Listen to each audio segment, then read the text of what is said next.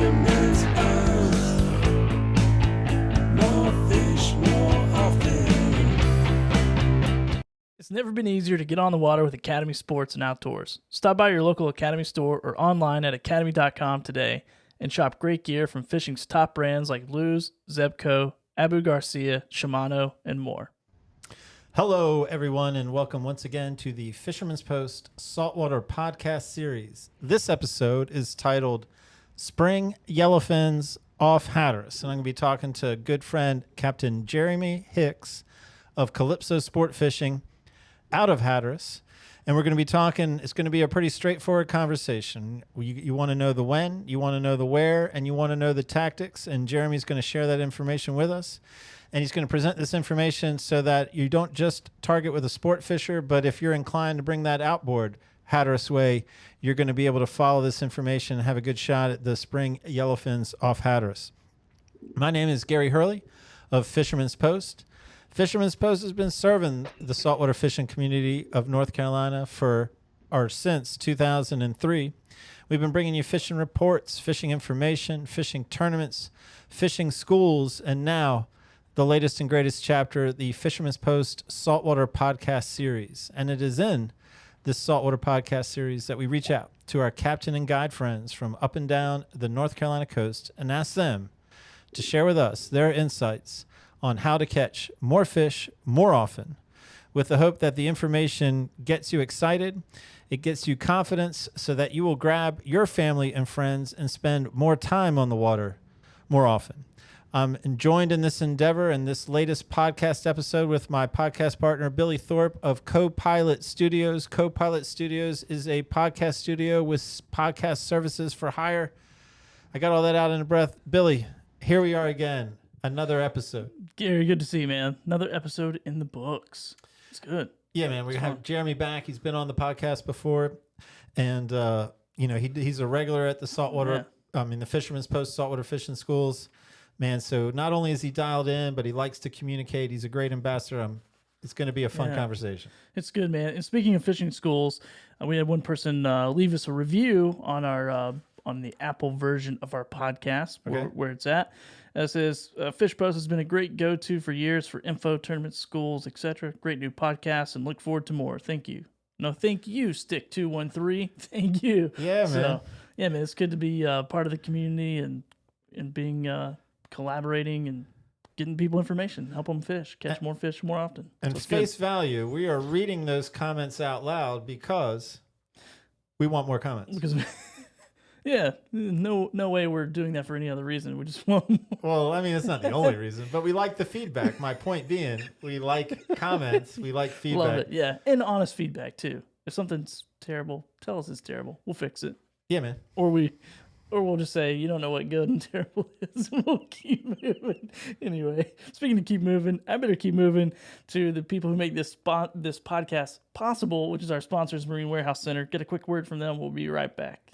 Hey, it's Robbie with Marine Warehouse Center in Wilmington and Charleston. We are headquarters for Repair Custom Boats. These center consoles are handmade in Washington, North Carolina, and are custom designed for fishing and family fun on the water. Right now, we have several models in stock, and build times on the custom orders are around 5 months. These boats are custom built to fit your needs, from the seating, the tops, the leaning posts, and the live wells. You design the entire layout of your boat. Come by and see for yourself why they're one of the fastest growing boat builders in the country.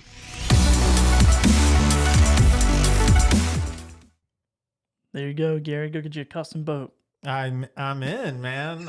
It's attractive. Who out there is going to get Gary a custom boat? You know what? I'd be ticked off if somebody's like, I'll get him a boat. Because I've been asking for one for 50 episodes. That's what we need. That would be the irony. That would be perfect. Billy's been hammering this boat, and then I just say, hilarious. Yeah, I kind of like one too. Somebody step up. Oh, Gary Hurley wants a boat? Here, Gary, you can have mine. Man, that would be awesome. And then you got to give me your old one. What would be your old one? Deal. Fair. All right, somebody buy Gary a boat. Deal. New campaign. Oh, goodness. Well, Terrell at Marine Warehouse Center. He's still been at it, huh? The guy won't leave me alone. Apparently, he thinks I'm his new best friend or something. I don't know. Well, he is one of our sponsors, so you better pony up and be his best friend. I'll be his best friend, even though today's joke This podcast joke is not one of my favorites. I'll tell you that up front. He called me. He said, "Hey, how's it sound? I'm calling you on my landline." I said, "You're calling me on your landline? Who has a landline?" Here's the joke. Terrell's joke. Where do fish sleep? I don't know. In their water beds. All right, that one's pretty good.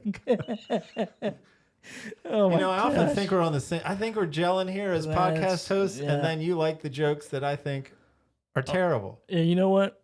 As long as those guys at Marine Warehouse keep writing checks, I'll keep laughing at jokes. Yeah, and by the way, a lot going on there. Yeah, let me plug sales, service, parts. A lot going on at Marine Warehouse Center this time of year, as you can imagine. And they are helping out, man. They are getting everyone on the water. They can get you on the water, whatever that means to you. Service, sales, parts. It's good, man. Get on the water to catch more fish. You want to see a fish picture? I'd love to see a fish photo. Here we go. We have Stacy Wester and Josie Matthews of Wilmington with a sailfish caught and released using a blue water candy, blue-white Mylar. Am I saying that right? Mylar skirt in 25 fathoms on the 250 line of the Wrightsville Beach. Looking good. Good looking fish. Man, that's a long caption. Dude, you did great. Oh my God. I can't read half the words. You did great. Oh man. So if people weren't willing to jump full in and buy us a boat, what might be another way they could show some appreciation? They can always buy us a coffee, Gary. What do you mean, Billy? Well, they go to buymeacoffee.com/fishermanspost. And if you really like what we do, if you think Gary and I are a good hosts and you like this podcast, then feel free to treat us with a virtual coffee. And for me, it's going to be a real coffee because you drink coffee too. Yeah. You're a coffee drink. You don't drink good coffee, but you drink coffee, Dunkin' Donuts and all that. I'm cheap. I make coffee at home. Folgers? Economically, it makes so much more sense. Do you drink Folgers? Folgers in your cup. Oh, goodness. So, Billy, Jeremy Hicks talking offshore fishing. I'm excited. And we're going to be talking about yellowfin tuna. Oh, even better. Right? Yeah.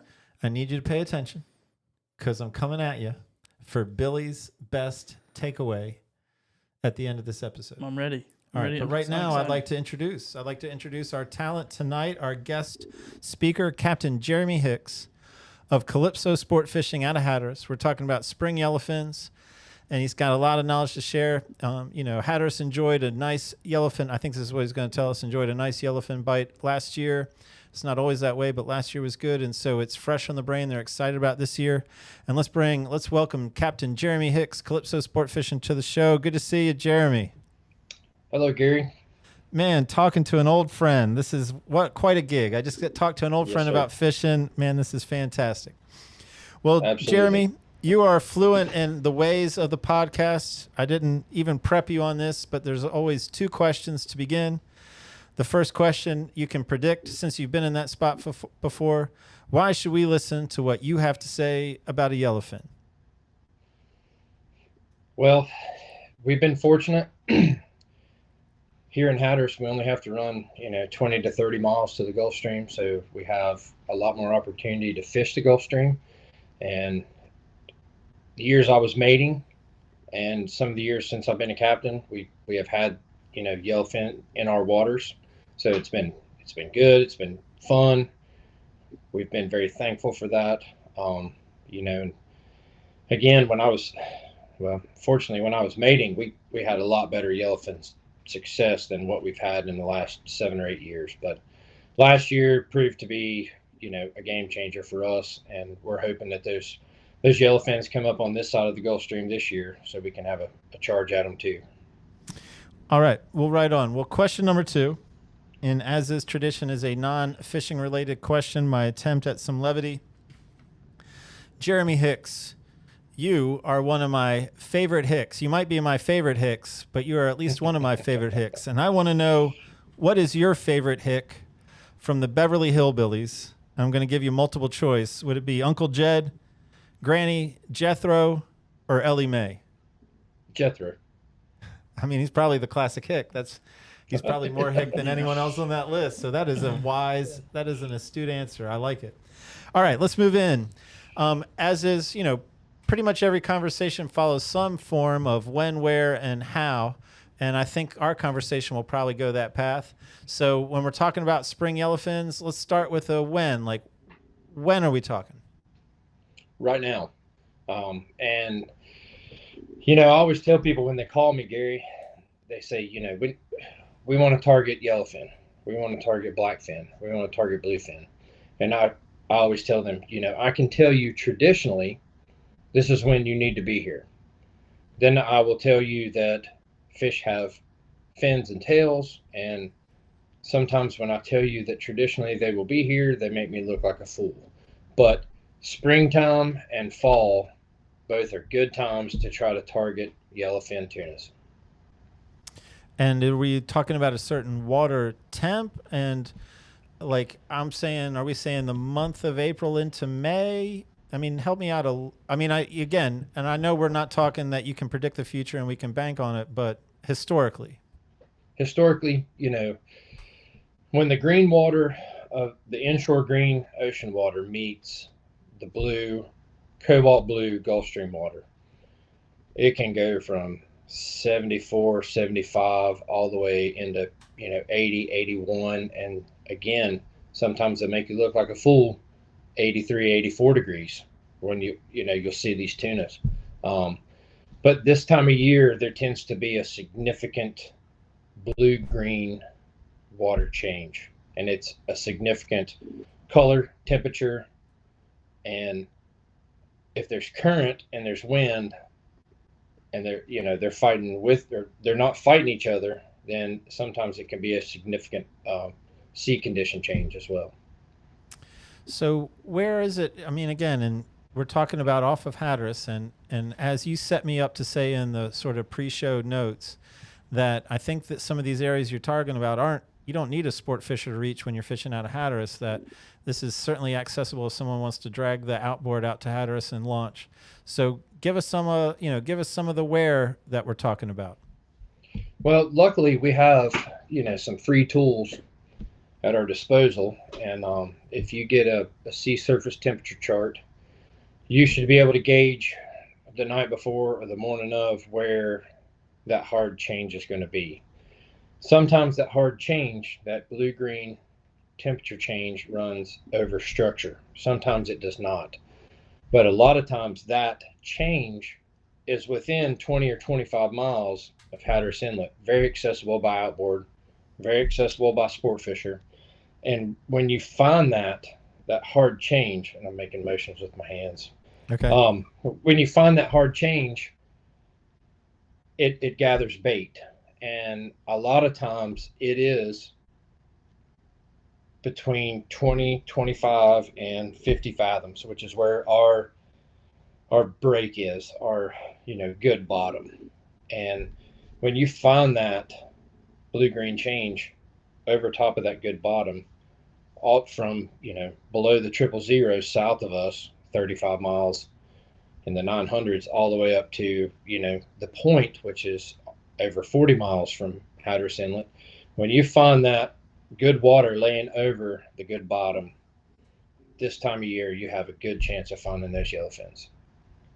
So it's really about that. I mean, that rules is the temperature change, is the color change. Correct. Okay. So we have you look at your charts, your surface read, and you got to plan the night before, the day of. And so you've got something that you like, and we're headed out. What can I expect? What can I expect to be your move when you get to somewhere you want to start?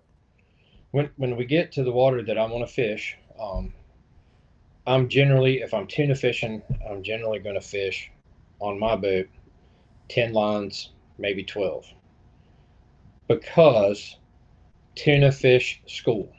And when you make a pass over that school, they might not be right where you think they are. You might have to travel. You might have to work an area or travel the good bottom for, 2, 3, 4, 5, 7 hours before you get the bites. And when you find that school, and if they're hungry and they bite, if you have 12 lines out, which I'm fortunate I can do, a lot of times you'll hook 12 fish.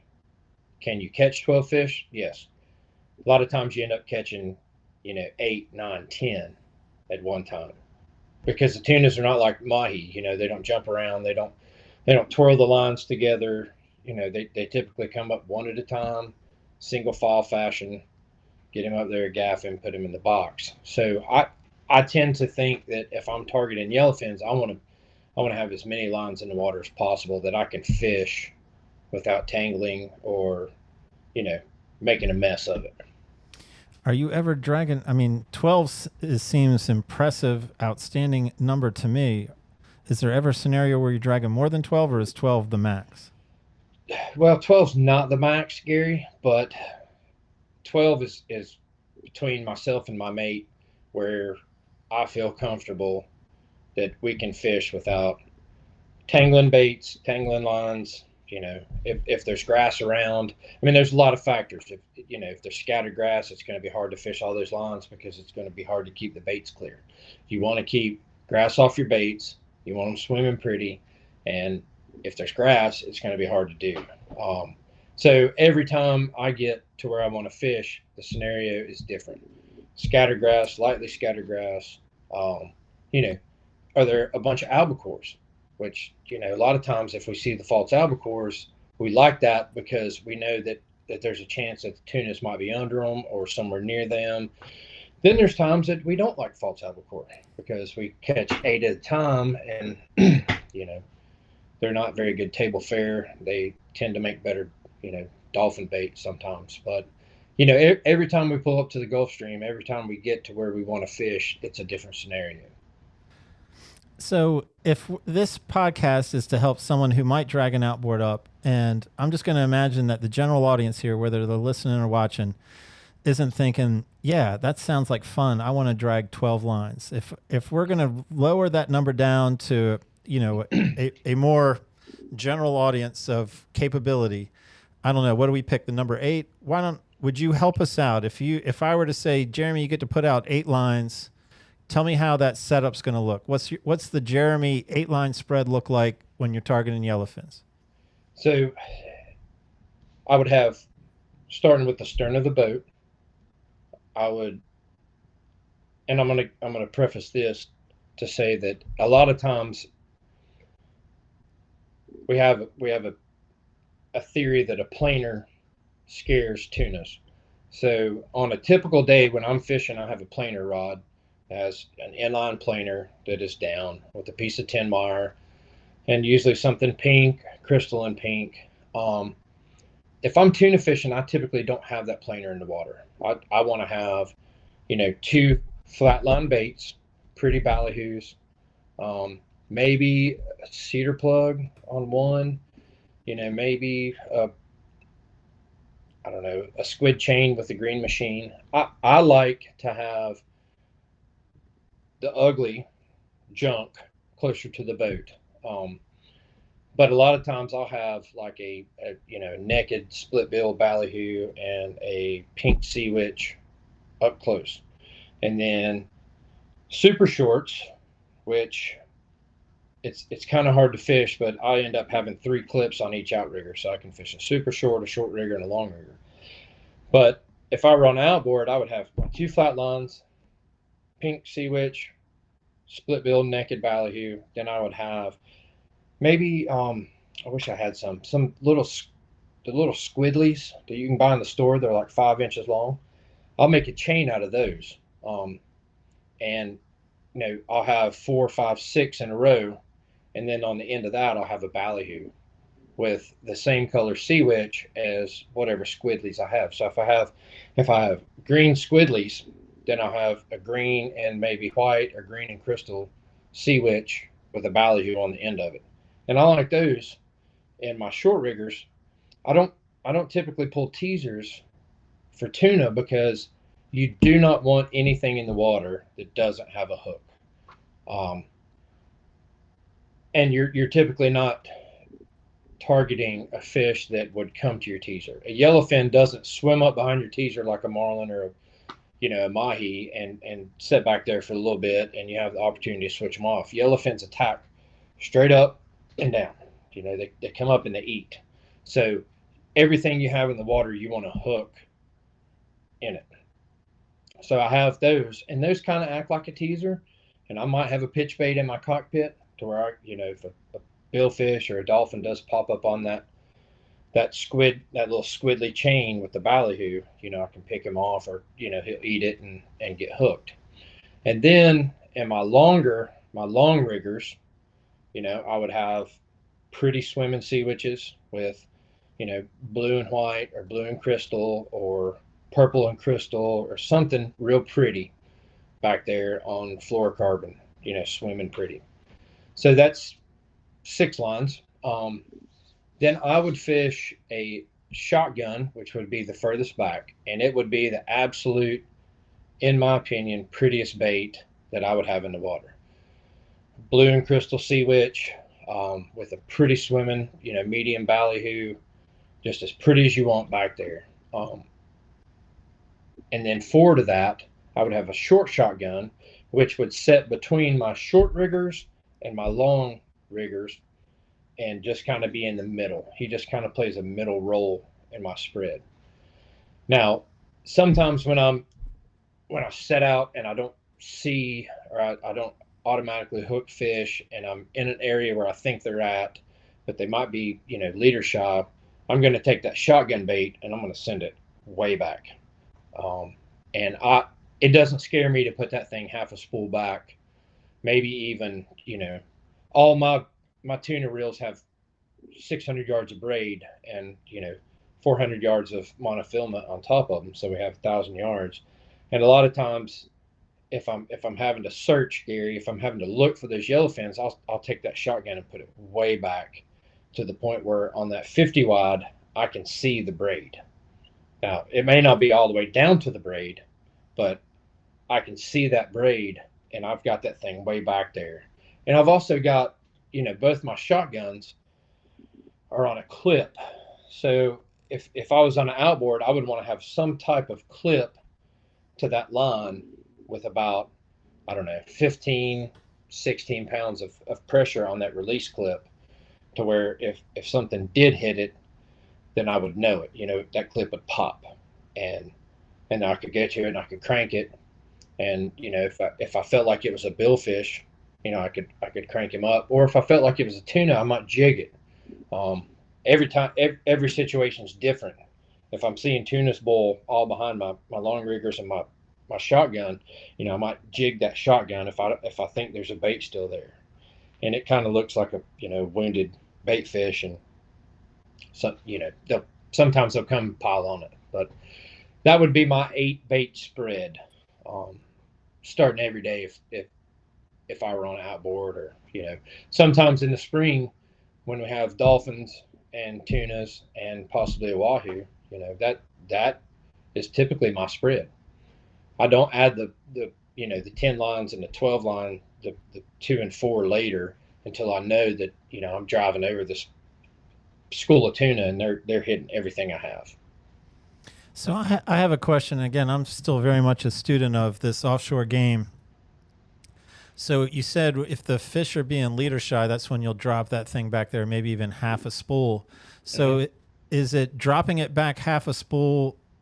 Is it to get it distance from the boat because the boat is part of the leader shy effect, or is there something else that you're accomplishing by dropping it that far back? I have a theory, and a lot of guys that fish Gulfstream have this theory that your boat is your biggest teaser. But in tuna fishing, it's not necessarily.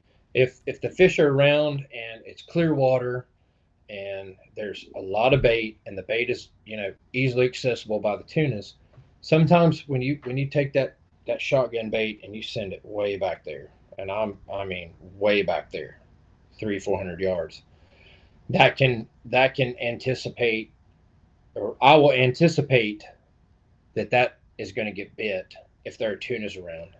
And it might be that it's just back there and it's kind of, as you're trolling, it's just doing its thing. It's way far away from the boat. Another theory is that when the boat is trolling, you have a wake and you have all these baits and there's a noise. Well, the fish doesn't know that there's a boat. And they see this white water. They look up. There's this white water. There's these baits. They don't know what's going on, and sometimes that entices them into a bite. But we found, last year in Hatteras, even up like into June, that we had tunas here and they were on structure, and you would mark them and you would see them, jumping. They would air it out. They would jump. They would splash. They would, you knew they were there, but you could not get a bite until you took that shotgun, that pretty shotgun bait, and you put it way back there.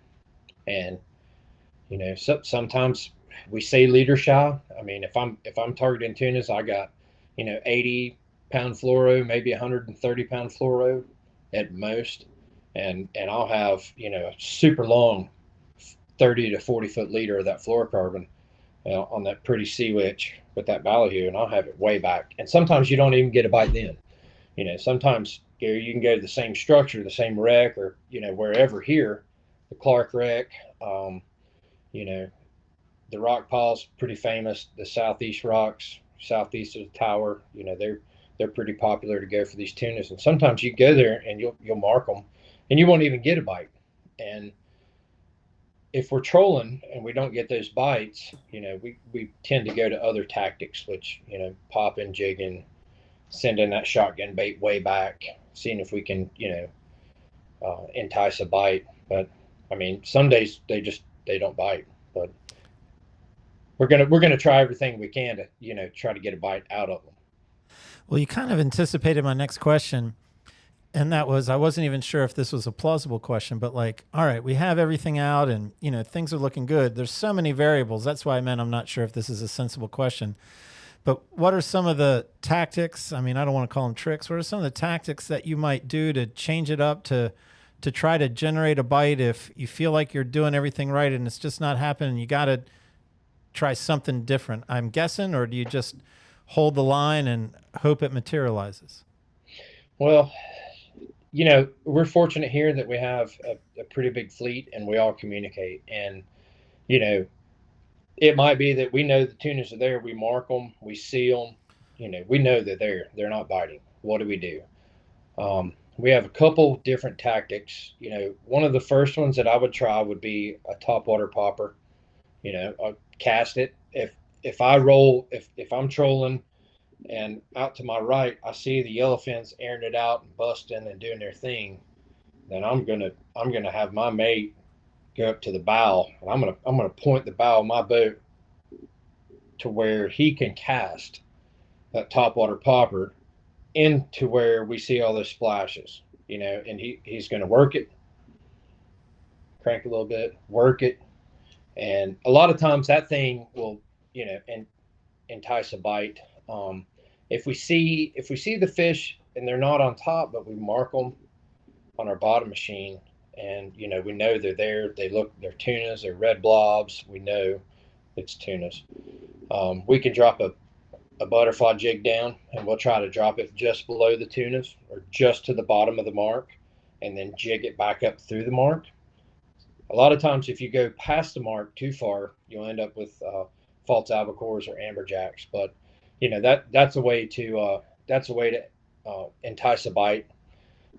Sometimes we'll end up flying a kite, and when we do that, we troll these rubber flying fish with hooks in them, and the kite's out to the side, and you kind of take a sailboat tack and keep the kite up there if you have enough wind, and the flying fish is skipping on top of the water. Now that's an advanced tactic, and it doesn't always work for even charter boats, but sometimes we crash the kite, and we get mad and all that stuff. So the topwater popper and the butterfly jig are, tend to be a little bit easier.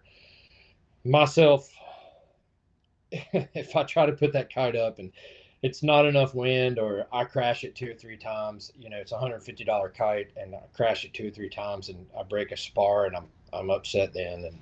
And, the conditions have to be right for that. And, like I said, that's an advanced tactic. But, if I were going to change tactics on the troll, maybe add, a bird and green machine combination, like a boon bird, a trolling bird, makes a lot of commotion back there. And then, 8 to 10 foot behind it, we'll have one of those Yankee green machines with a hook in it. Sometimes you get a bite on that, and you won't get a bite on your fluorocarbon, pretty swim and ballyhoos. And I think I have 5 spreader bars on my boat, so sometimes we'll end up, pulling a couple spreader bars too, and sometimes that will entice a bite as well. So I got a couple of follow-up questions. So when you're thinking topwater might produce and you have the mate up front, you're sort of putting him in a position to cast, are you maintaining your set trolling speed the whole time, or do you pull off to give him a little bit of more time to work the topwater? Yeah, I will. In fact, I don't mind to leave, like on the bridge, I'll fish, the short shotgun, the long shotgun, and 2 long riggers. And I don't mind to leave those out.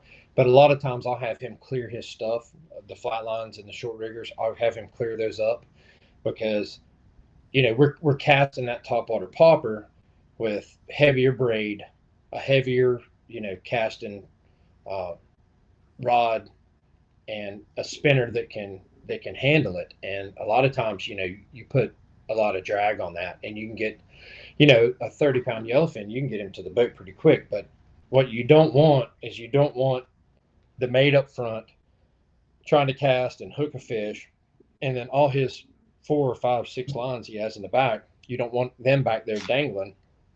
Him to hook a fish, have to walk all the way back to the stern, and then the angler fight the fish with all his lines, and then expect him to try to clear everything. So we kind of clear, we'll clear all that, and I'll leave my stuff way back, and then, we'll be able to have room to fight the fish and, in the cockpit. Well, that relates exactly to my next question. If you decide to go up for the jig, I was going to ask how many lines, if any, do you leave in the water when you decide I want to drop something down? Same thing. Sometimes we'll just clear the flat lines just to drop a jig and, just to prospect. And if we have a mark and, I'll pull up and I see the mark, and I generally try to circle back around and find the mark again. Because 9 times out of 10, if you pull up on a mark and you've got 8, 10, 12, trolling lines out, you're not going to be able to stop on the mark, get everything in, and then effectively drop your jig. It's just not going to happen. The fish swim, they move. So what I would do is, if I went over a mark and I wanted to, drop a butterfly jig, I would put the boat in a big circle, and I would have him crank everything that he has, the short stuff, the flat lines and the short riggers, have him crank those in. Probably leave my long stuff, and I'm gonna tell you why after I get. Let's talk about dropping this jig. So I bring in the short stuff. We circle back around. I find the mark. I put the boat in neutral. I might hit the brakes, put it in reverse to stop the boat, and then I'll tell him because we have metered braid. We have our braid changes colors every 10 meters, which is 33 feet, I believe. So if they're, 60 feet down, I'll say, okay, 60 feet or 20 meters. And he'll drop it just below that and then jig the butterfly through the water column, try to get a bite. The reason that I leave my long stuff out, and I like to do this, and this comes true also when we're fighting fish that have been, flatline or short rigger bites. You're fighting a fish, your long riggers are still out, your shotgun's still out. You're going, I slow down while we're fighting the fish, and then using the trolling valve, and then I kind of start creeping forward. Well, a lot of times, even after we catch the fish, Gary, fish gets gaffed, it's put in the boat. I put the boat back into, trolling gear, back at, 650 RPMs, which is, 6.7 knots on my boat. Put it back in gear. Those long riggers have sunk down in the water. And when you put it in gear, they start to come up. And those fish, they were looking at them like, hey, man, what's going on? When those things start to pick up speed and come back to the top of the water column, a lot of times we get a bite, and we call it a drifter bite. Or, I put her back in gear and I got a bite. And that happens tuna fishing as well. So I know that's a lot. There was a lot there with butterfly jigs and drifter bites and everything, but when it happens, it kind of comes full circle, and you see it, and you're like, oh man, I'm laying there dead in the water, and I'm fighting a fish, and then all of a sudden I have a long bait come down Well, that's my drifter bite. Put the boat in gear, and then I have another long bait come down, or my shotgun comes down, and they're tight. Now I've got 3 fish on, and then I'm back to a slower speed while we're fighting those fish. It's really cool to see happen.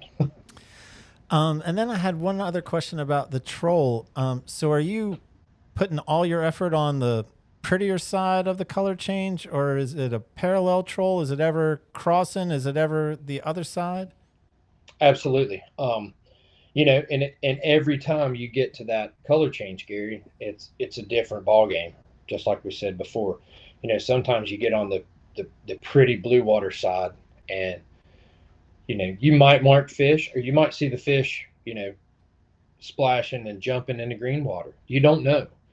You don't know if the bait that they're chasing is over there in that colder green water. And it very well might be. Or it might be in the blue water where you're at. Who knows?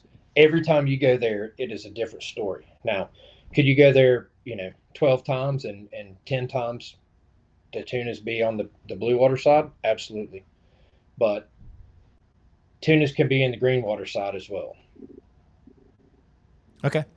So I guess my question now might be a little bit of guidance for, man, we have followed what Jeremy has suggested and it's worked, and we've got a multiple hookup, so how does you, or I will say the mate, how do they coach, that pit? What do you do? What do the anglers do to get most fish in the boat when we've got multiple fish on? So Gary, it makes sense to, the lines that were the closest to the boat, unless they are, a lot bigger fish, they're probably going to get to the gaff first. So let's say we're trolling 6 lines, and we have 2 flat lines, 2 short riggers, 2 long riggers. If those flat lines go off first, then my short riggers, then my long riggers, I have 6 tunas on, and the rods are bent, they're pulling string. We know they're tunas. We've seen them airing it out. Typically, the ones that are closest to the boat are going to come to the gaff first. And like I said earlier, they're not like the mahi. They don't jump around and braid the line together and crisscross and, tangle everything they can. Tunas typically stay down. Every now and then, if they're foul hooked in their back or something, they might get on top of the water. But typically, the tunas stay down and they want to dig down. And as they're getting closer to the boat, if I was the mate, I would try to target, easing that line up with my fingertips, just one finger and a thumb, applying very little pressure. When the fish gets up, you want a tuna's head to be up out of the water. You want it to be up here, because that is their diving source. And what I mean by that is, if that tuna's head gets down and it can get in the water, it's gonna dig and try to get deep. Not like a dolphin, a mahi or dolphin. You want to have its head in the water, because if its head's out of the water, it's jumping around and it might come off the hook. But a tuna, you want its head out of the water, because that is the guidance system for that tuna. You want that out of the water, and when his head is out of the water, you can place that gaff right behind his eyeballs, and you've got that fish. So I'm fighting the fish that are closest to the boat first, and I'm looking at my lines that are hooked. And a lot of times, if you think that a line is tangled, you can take the rod tips. I got all grip. I was painting some stuff for the boat earlier, but you can take the rod tips and put them together, and you can see if the lines are going to cross each other. And you need to, with tunas, you need to get that untangled as soon as possible, because if he takes a blister and run, if one takes a run and one's stationary, or you're fighting him and that line is across the other one, it's going to burn off. You're going to lose that fish. And, you just, 9 times out of 10, they're nice and easy. They take their time. They come right up to the boat one at a time, gaff them, put them in the box, de-hook them. If you have time and you're, a skilled rigger, rig another ballyhoo, have it ready to fire out. It's really some of my favorite fishing, because it's the easiest for the mate. They come right up there, they lay up on their side, you gaff them, they're done. And then for you as captain, or whoever might be driving the boat, you're pulling back from trolling speed, but you're keeping it engaged and moving it forward at least a little bit slow. And are you trying to guide the boat so that everything's happening immediately off the back, or do you like it a little bit off to the side? Well, and again, it's different situations. If I have more bites to my left-hand side, if I turn around from my helm chair and I look at the back, I'm looking out the stern of the boat, and I've got 7 or 8 that are over here to my left, I'll tend to turn the boat to the right, which if you're looking out the back, it's to the left, but I'll turn the boat and kind of keep those fish to the inside. And reason being is my mate can, as a fish comes up and he gaffs it, puts it in the box, he can re-rig and he can put a bait back out on the right-hand side, looking to the stern.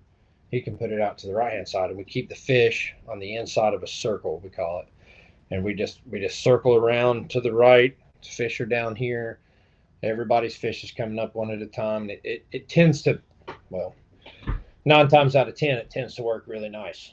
But, there are times where, the fish don't want to cooperate, and, they scatter all around, and you can't keep them to the inside of a circle. But, one of the best days of yellowfin tuna fishing I've ever seen as a mate was in the fall of, I think it was the fall of 2008, maybe 9. We ran 40 miles, Gary. We ran up to the 400 to the east, and we started fishing at 8 o'clock, and at 10 o'clock, we were on our way home with 24 yellowfins, and that's how it was. They were just biting, and my captain would keep the boat in a circle, keep the fish to the inside of the circle. Fish would come up, I'd gaff him, put him in the box, rig him real quick, rig a ballyhoo back on it, run it up my outside outrigger, let it back. As soon as that thing got, back to long rigger distance, he was getting bite. And we had a really good day, and that was awesome. 800 pounds of yellowfin. I mean, it was great, but it's kind of hard to get that down pat, keeping those fish to the inside of your circle. But sometimes if I have like a single bite, I'll just leave the fish, let him come right up the middle. But if I have more than one on, I'm going to try to identify where the fish are behind the boat and try to keep those fish inside and turn with them. I follow. Hey, so I like how you set it up, like realistic expectations, but I'm imagining people are going to see this and they're going to be motivated to try the Hatteras experience, maybe even give you a call. So Sure. If someone were to call you and say, hey man, coming out like April or May, to take a shot at a yellowfin, of course, we can only talk about historical behavior. You can't predict it. So to help me get excited, you can say, well, if you come out in April and May, we'll go yellowfin fishing. But if the yellowfins aren't there, then we're most likely to catch mahi, possibly a wahoo. I just heard word that the 100-pound bluefins were, in our waters today, the guys that were able to make it out. So, you never know what's going to bite next. And that's a beautiful thing about Hatteras. It could be a dolphin fish, a mahi. It could be a wahoo. It could be, 150-pound bluefin, 100-pound bluefin. It could be a king mackerel. It could be a 100-pound yellowfin. It might be the 30-pound blackfins. Who knows? Our waters are very abundant with bait, and we are very fortunate that we don't have to travel far to get to them. But this is, starting now until, the middle of June, this is our really busy season. I mean, people come to Hatteras because they want to catch, a variety of fish, and the chances are you're going to do that when you fish out of Hatteras in the springtime. All right. And then the other question is for the person's like, man, this spring just isn't going to work for me, but I like the idea of visiting this guy in the fall for a shot at a yellowfin. And you would say to look at what part of the calendar, if you wanted to imagine you have a good shot at a yellowfin in the fall. I would say, October, November, the 2 weeks leading up to the full moon, somewhere right in there.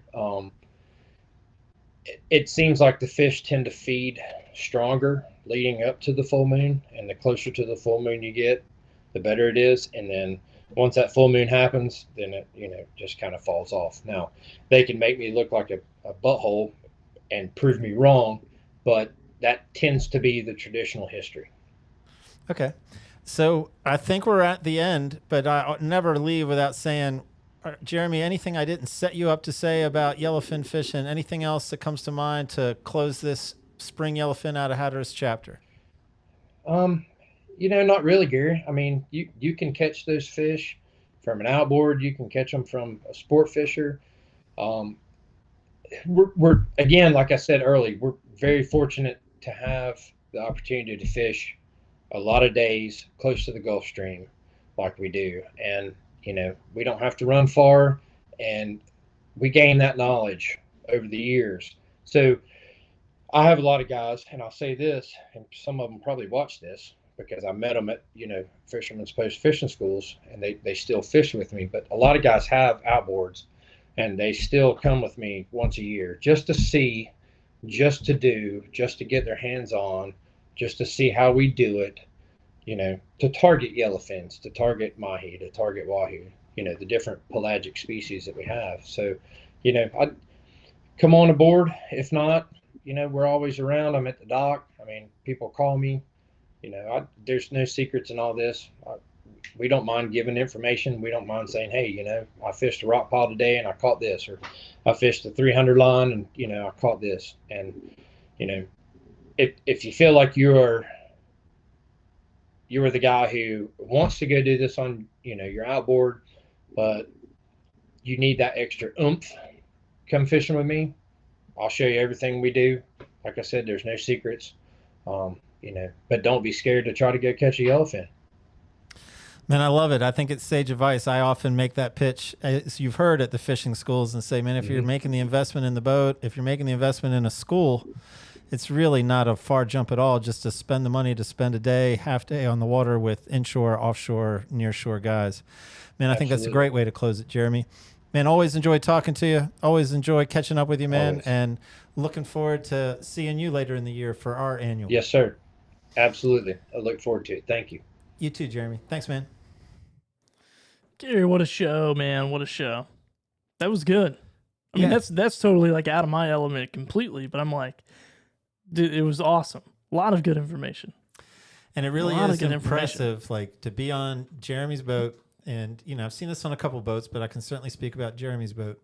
You pull out there and the mate is prepping the whole way out. And then as soon as you get to the water, it's like, boom, somehow that mate, like, instantly, it's not instantly, but it seems, has so many lines in the water. Like, it just happens so quick. And you're like, man, it's crazy. Impressive.